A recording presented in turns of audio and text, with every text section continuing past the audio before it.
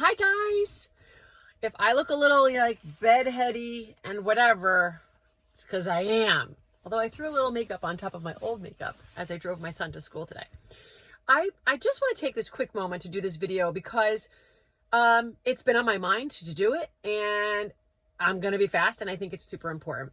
So a lot of moms that I coach, understandably so, are very concerned about their children and their children's academic performance, their grades, etc. And I totally get that. I mean, I've been in that place, and I understand what it's like to make sure, is your child learning? Are they in the right school environment? Do they have the right teachers, the right resources, the right accommodations?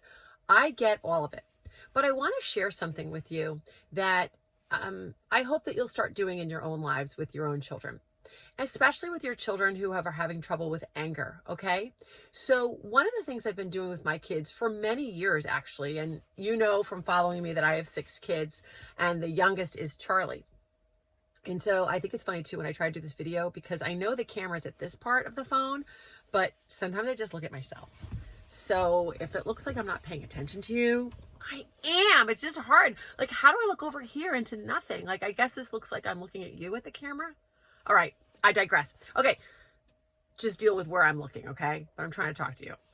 So one of the things I've done with my children, though, is when they're leaving for school, and this is all of my children, oldest to youngest, the neurotypicals versus those that had some real challenges.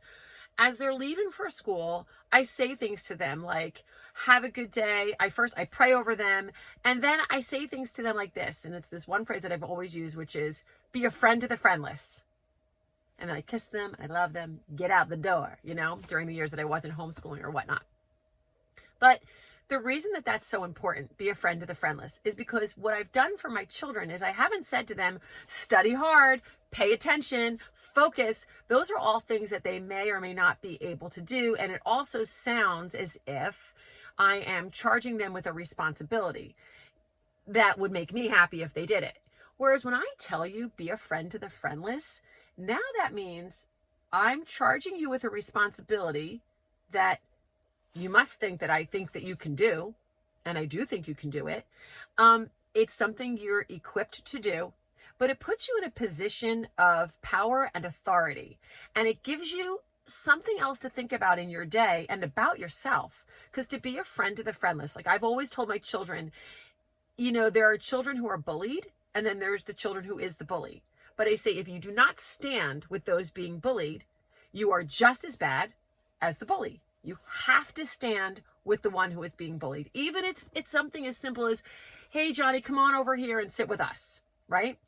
But I'm telling you this because if you have a child who has ODD, severe anger issues, and listen, for any child I've ever worked with, well, I work with the parents mostly, but for any family I've worked with a child with severe anger issues, there are some core reasons for those issues, and we are always able to work it out.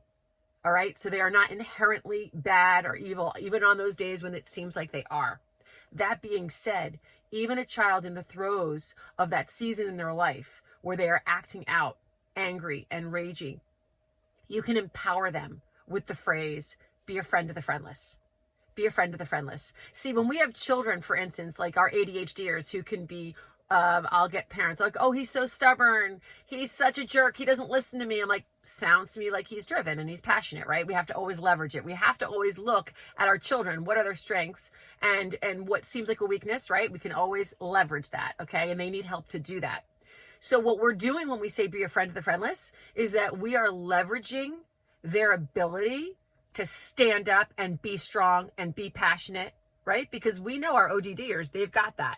So we want to charge them with the idea of be a friend of the friendless. And guess what? Now they're not like odd man out. Now they're in charge. Now you've given them a leadership role. So it's a very simple thing, but I want you to start to do that. And I just want to end this with this real life story, which is why this story was on my heart. This past Sunday, we got into church. We were running late, and we ended up not being able to sit together. So I sat in one section, and like 5 of my family members were in another section. So as the worship music ended, and then they sent some of the kids off to like children's church, etc., some more seats freed up So I went to go sit over with my husband and one of my sons that was still there. As time is going on, I recognize the fact that both of my younger kids, who are now aged 14 and 17, both went over to children's church. And sometimes I'm like, why are you going to children's church? You know, you just got out of the sermon, and that's totally fine. I don't care. They can go volunteer at children's church. So that's where I think they both are. And it isn't till later I look across and I see my 17-year-old sitting, like, not by himself. He's sitting with somebody, but I don't, I'm just like, what's he doing over there? Is his friend over there, that very pretty girl that we know? And she wasn't. So I realized later, oh, he's sitting next to, I'll call him John, sitting next to John.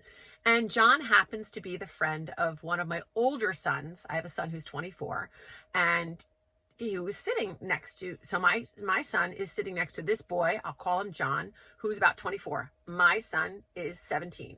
My son, Matthew, is the one I used to talk about always having the rage, the anger, and all of that, which no longer is part of him, which is so awesome, which is what I keep trying to impart on you guys. Like, it's not forever. It's not forever. So at the end of church, I say to Matthew, I saw you sitting over with John. He goes, yeah. He goes, well, you know what church started? And I realized, he's like, Mom, he only started coming to our church like a few weeks ago. And I realized he was just sitting alone. So I just didn't want him to feel alone. Like, stop it. And then this is when I want to cry and want to tell you guys, like, it's not about getting the A's in class. I mean, that's a nice thing. And our children, once they are so confident in who they are and they walk with a new perspective about themselves, the grades will come because they'll actually care about their life and they'll care about themselves.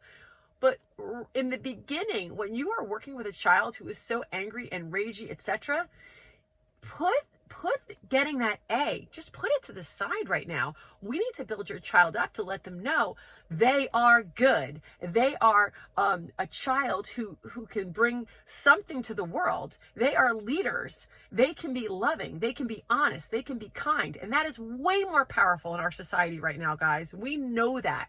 And so I want to just press in with that with you. So when you have your next moment of like, oh my God, my kid, and he's not doing well in school, and he's this and he's that, like, can you at least teach him to be a friend to the friendless? Can you just try that for me? Because you will see something change in them. Because now also then when Mom says be a friend to the friendless, that means Mom must think I can do that. Mom must now see me as having the potential to be that type of person. And when we share with another what we see in them, they rise to that occasion. All right? So that was your lesson for today. And I hope you have a good day. And maybe I'm going to even like shower or something. I don't know. All right. Take care, mamas. Love you. Bye.